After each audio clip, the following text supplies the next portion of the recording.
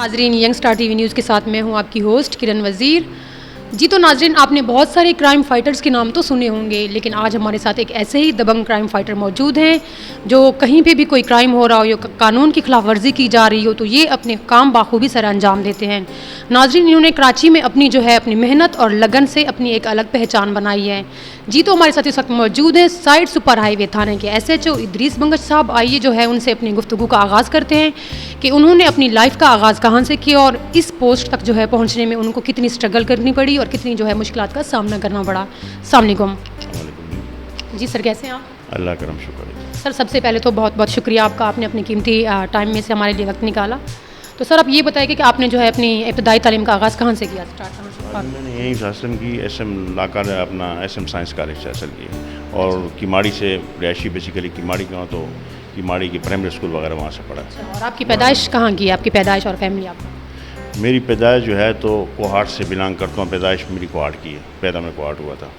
اچھا سر، یہ بتائیے گا کہ یقیناً جو ہے اس پوسٹ تک پہنچنے کے لیے انسان کو بہت سارے جو ہے اسٹرگل کرنی پڑتی ہے، تو آپ کو کتنی مشکلات کا سامنا کرنا اس پوسٹ تک جو ہے اسٹیپ بائی اسٹیپ آنے میں؟ نہیں، الحمدللہ ہمیں اتنی مشکلات تو ہیں. ہمیں مشکلات صرف اتنی ہیں کہ پبلک کوئی ہمارا خاص ساتھ نہیں دیتی ہے.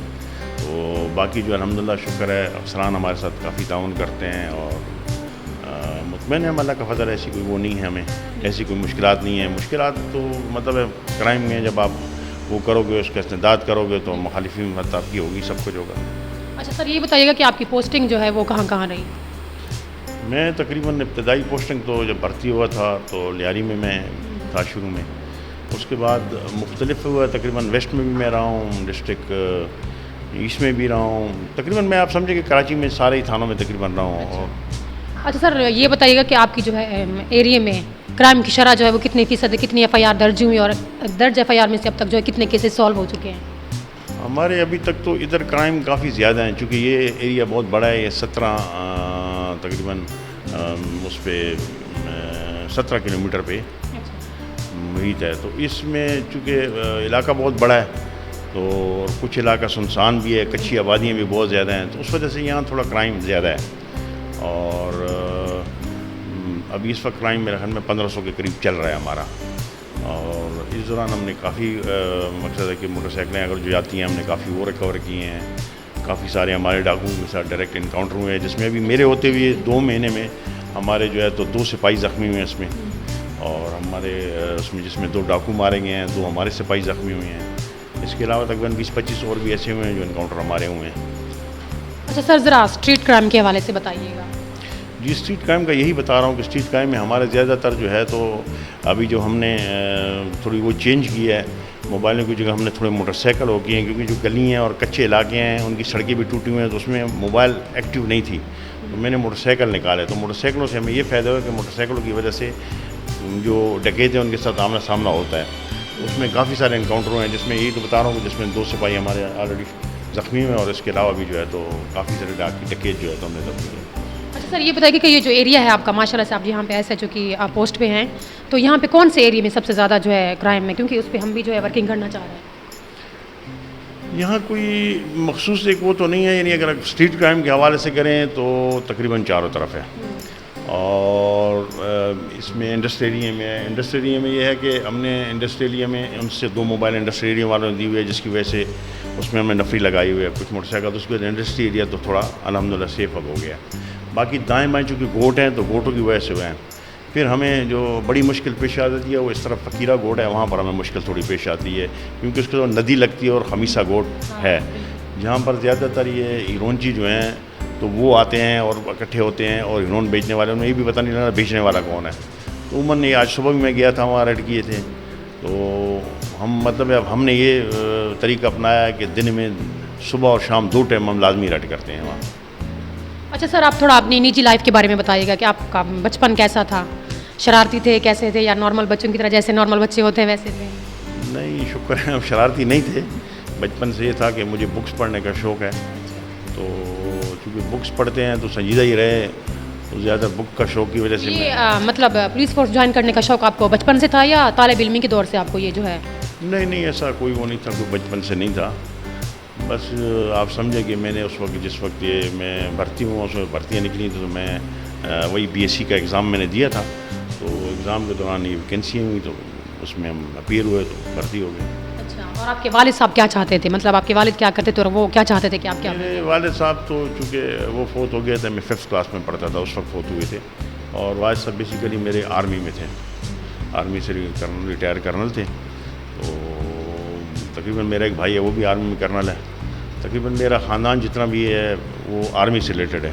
آپ سمجھو کہ میں پہلا آدمی ہوں جو پولیس میں بھرتی ہوں. اچھا سر, یہ بتائیے کہ جو ہماری نوجوان نسل ہے جو پولیس فورس جوائن کرنا چاہتے ہیں, ان کے لیے کیا میسج دینا چاہیں گے کہ وہ کس طرح سے جو ہے پولیس فورس کو جوائن کرے, اور ان کے لیے اسٹڈی کون سی ہوتی ہے؟ نوجوانوں اگر وہ آنا چاہیں تو بیسٹ وہ ہے یہ, آپ سمجھیں کہ ایک ایسی لائف ہے یہ پولیس کی کہ بڑی ٹف لائف ہے. تو اگر جو یہ نوجوان اگر اس میں جوائن کرنا چاہیں تو یہ سوچیں کہ اس میں مشکلات بھی بڑی ہیں, چونکہ اس میں جان تلی پہ لے کے چلنا پڑتا ہے. تو اس حساب سے میں کہتا ہوں کہ اور جن کو یہ جذبہ ہو, پڑھے لکھے آنے چاہیے ہماری پولیس فورس میں. پڑھے لکھے آئیں گے تو تھانہ کلچر تھوڑا چینج ہوگا. جیسے ہم آئے تھے اس وقت تو مجھے آج بھی یاد ہے, ہمارا پہلا بغدادی تھانہ تھا, تو ہم 9 SI تھے جو بھرتی ہو کے ہم یہاں ٹرانسفر ہوئے تھے. تو ہم نے اس وقت کوشش کافی کی تھی کہ تھانہ کلچر چینج ہو. DT افسر بیٹھتے تھے تو باہر سے اگر گزرتا تو بڑا رسپیکٹ سے ان سے بات کرنا, ان کا مسئلہ سننا, حل کرنا, تو یہ ساری چیزیں تھیں. اچھا سر, لاسٹ میں یہ بتائیے گا کہ وہ لوگ جو ظلم و زیادتی تو برداشت کرتے رہتے ہیں لیکن یہ کہ تھانوں کا رخ نہیں کرتے, تو ان کے لیے کیا میسج دینا چاہیں گے آپ؟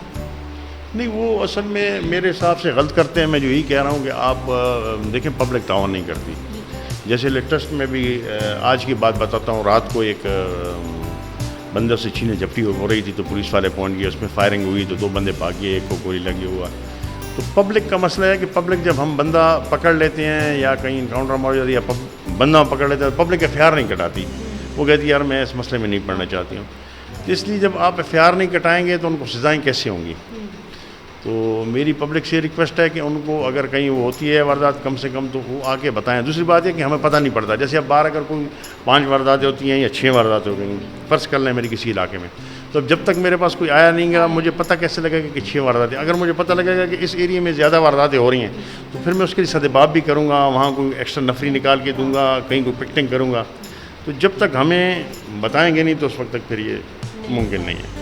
سر یہ بتائیے گا کہ آپ گورنمنٹ اور اپنے جو اعلیٰ افسران ہیں آپ کے اوپر جو ہیں ان کے لیے آپ کیا میسج دینا چاہیں گے, وہ ان کا کیسا تعاون ہے آپ کے ساتھ؟ نہیں, شکر ہے ہمارے ساتھ افسران کا بہت اچھا تعلق ہے, اور میں سمجھتا ہوں کہ بعض وقت چھوٹے موٹے گلے ہوتے ہیں وہ ہم کرتے ہیں, لیکن ہمارا الحمدللہ شکر ہے. جیسے ابھی میرا سپاہی ایک زخمی ہوا تو فوری طور پہ خان شفٹ کیا, ہمارے ایڈیشنل DIG SSP سارے آئے اسی وقت, سارے اخراجات گورنمنٹ نے کیے, ہمارا 1 روپیہ بھی نہیں لگا.